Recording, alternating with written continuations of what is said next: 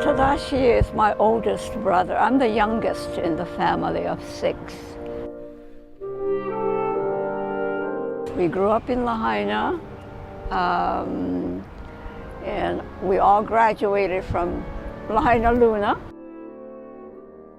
There's a little story about his, when Hawaii was a territory then, of course, and he had won first prize in the territory-wide poster contest when he was in the 2nd or 3rd grade, and but he always loved art. He took a lot of family responsibility, but at the same time, he had to go with his vision. Art was his life. He was a wonderful brother. He took me to my first meeting with my piano teacher, and he talked my folks into letting me have music lessons, even if we were very poor. And he was at that time 16 and I was 9, and he was working after school at the elementary school across the street, Camp 3rd School, and part of his earnings went to pay for my lessons. Yeah, he was just wonderful. We've been very close. Yeah.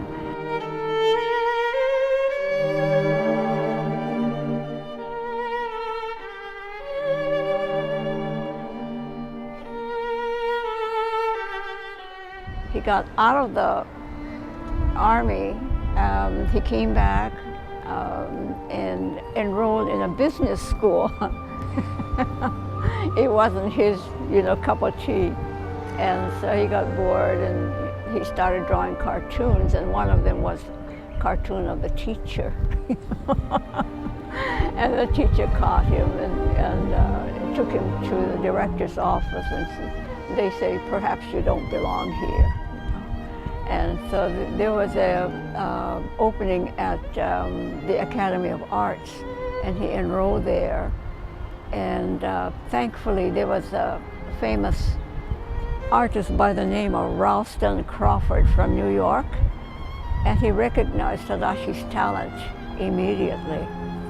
So he was at the Pratt Institute for a while, maybe a couple of years,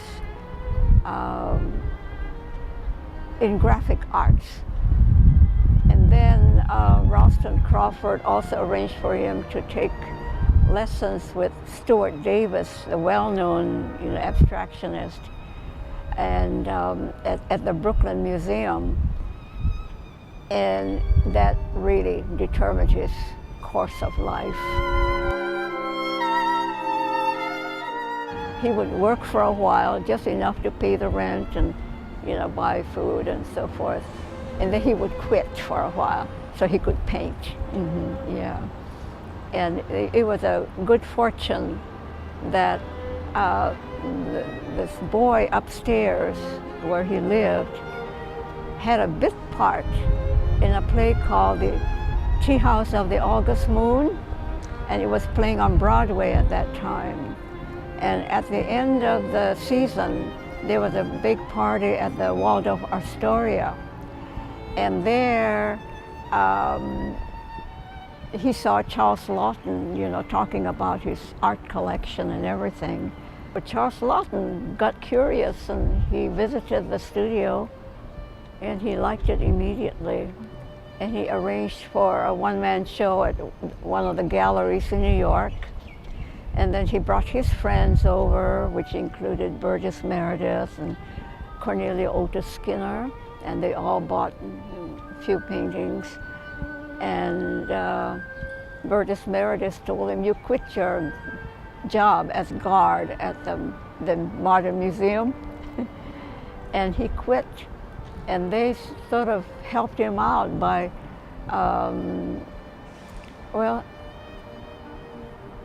sending paintings to California, and I guess they introduced him to a lot of other friends.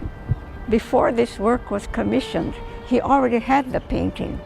He had already painted that and called it Aquarius. When the bids came up the opportunity for the bids to come up, he was looking through his paintings and he thought, oh, this one would be a good one. Yeah. And so he submitted that painting. But he always said, you know, whenever he sits in front of the easel, it's like going on a journey. I recall his taking me and our mother, and my daughter was visiting from the mainland, and he drove us to Nakalele, and he drove way up a winding road, and it's uphill. And then he stopped the car and he said, let's get out here. And he said, now we're going to walk up this little hill. And we looked down. He said, look down. And there was a cove, a semicircle cove. And it was noon. And the reflection of the water, it was like sparkling. And then you could almost see the submerged rocks, you know, sort of floating out. I mean, you could just imagine it. It didn't, but you know, it just seemed as if it was floating, and all these sparkling colors, and the water was so clean. It was so beautiful. Well, he saw that almost every day when he went fishing, you know. And I thought about it when I saw this mural. And a lot of his paintings are images of seawater, the ocean with the submerged rocks, yeah. So a lot of his paintings are scenes of Nakalele. Definitely his art will speak for itself about his love for Hawaii. And I hope, you know, the people who like his paintings actually are sharing his own vision, his own emotions, his feelings, and it's and his love for Hawaii. It's the Hawaii environment, the surroundings, and he's very happy about that. When he sees that somebody really enjoys his painting, he feels the connection. Yeah. Mm-hmm. The mosaic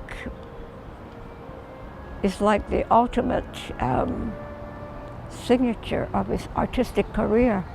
It gives me great satisfaction to know that he had accomplished this great task. And yeah, I miss him.